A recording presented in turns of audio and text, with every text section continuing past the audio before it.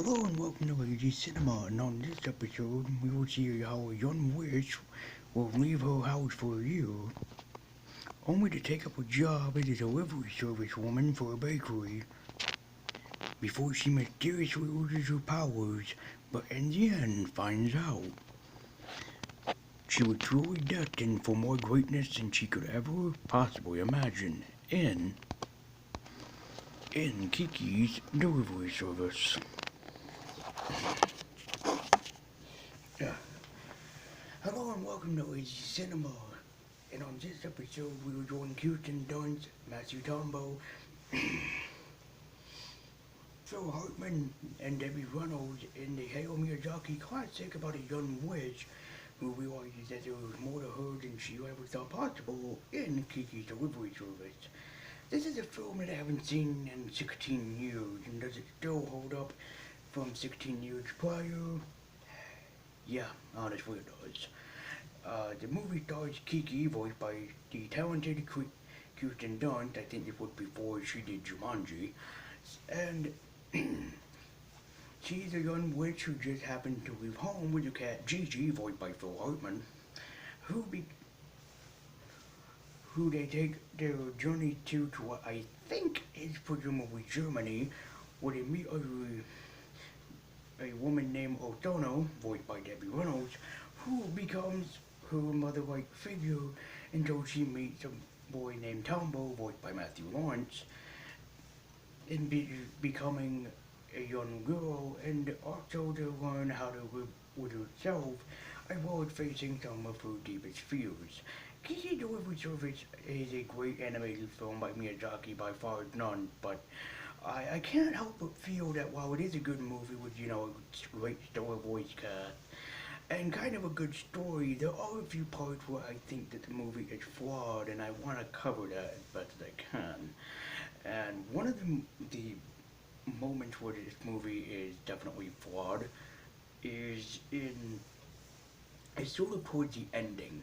I see that the movie lost its footing a little bit in discussing how Kiki lost her ability to fly.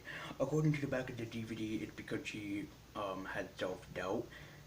Technically, that wasn't self doubt, and as a person who suffered through self doubt, that does not feel like self doubt. That felt more like depression or really stress. Did not feel like self doubt to me, and maybe that is um, is what it was. But I really don't think that it was because of her self doubt. The fucking Spider-Man 2, that there was a weird reason why Peter Parker lost his ability, lost all of his spider powers. It just kind of doesn't add up the way how that film kind of handled it. This one doesn't necessarily. And the way how they kind of describe how flying's supposed to work for the witch, like they're supposed to think like they're lighter than air, I have to agree with Doug Walker, the nostalgia critic on this one, and say that's not really a good explanation to explain why they fly. Witches just fly because they fly. I mean, it's in the mythology of, witches for years to come from this, and it's like, well, no, it's just, uh, like sometimes you just have that one good thought, and they try to pay it off, but it failed in execution. And another thing that failed in execution is Kiki's character herself. I must admit, she is a very, Kiki Kristen does an amazing job voicing her, but it feels like that she had no character development. She's just trying to be a young girl who's going into the real world and is also trying to train to be a witch. There is nothing in between that really gets her to be a character.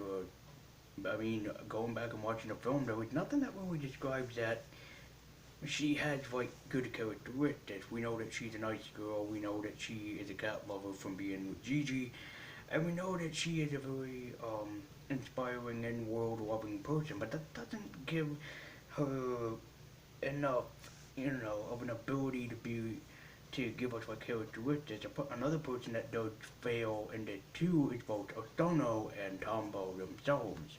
Otona we never really see of, and we know that she's just a pregnant woman who cares for Kiki, but we don't really know much of her characteristics outside of that. And then Tombo, um, we only know that he is interested in flying, but we never get to see much past this besides the bicycle flying machine that he made. And really, it kind of feels like that this film has a good footing when it starts out, but then like towards the middle of it is where everything kind of sadly breaks apart on it. Another thing that's kind of escaped for me is the part where Gigi goes and visits the neighbor's cat, and a white cat, and it's kind of like, okay. I mean, I know it's a because you are two powers, but it still doesn't explain why the cat was still never around, and especially as someone who owned cats before. This just doesn't make any sense to me, you know. Well, it does have beautiful animation, some beautiful music in it, and some great voice cast. It is a good movie, but for me, going back and watching it, especially so many years, I still can say it's a good movie, but for me, and you can hate me if you want to for saying this, it's just flawed. Like, there are some good ideas that just a bad execution, including the girl that's an artist named Ursula, who lives in the forest and draws pictures of crows. There's nothing that really we get about her except I am an artiste. You know, I do like Miyazaki because a lot of his films have character development, primarily Spirited Away, and My Neighbor Totoro are some of the greatest examples of of characters being well developed. And here, it doesn't feel like that's what's happening.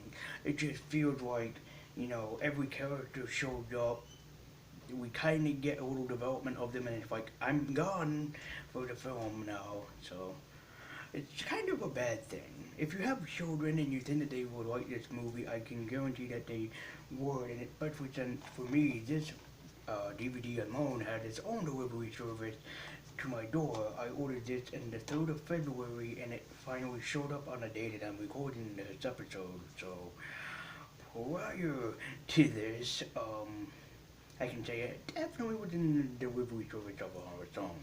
If you like this review, then be sure to have a little delivery service of yourself by clicking the like button and subscribing. Or if you want to really fly overseas, you can join me over at my Twitter, where you can see a lot of my other posts, especially some videos that I might be working on, and including some other interesting stuff like that.